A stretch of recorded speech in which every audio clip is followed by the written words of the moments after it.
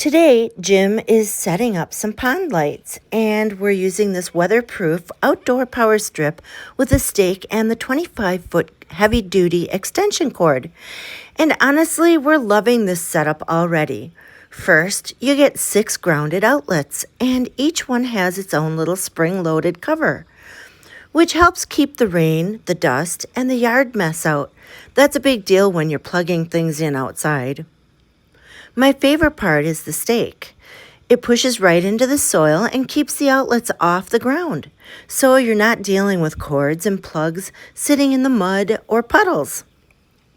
It just feels cleaner, neater, and safer, especially around a pond.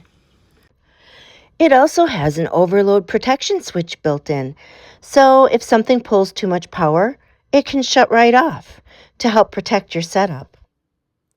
For us, this is perfect for pond lighting right now, and I already know that we'll be adding more of these in the winter for outdoor Christmas lights. Friendly reminder, I'm an Amazon influencer, which means I may earn a small commission when you purchase through my link at no extra cost to you. Your support helps me keep creating cozy, helpful reviews just like this one. Thank you so much.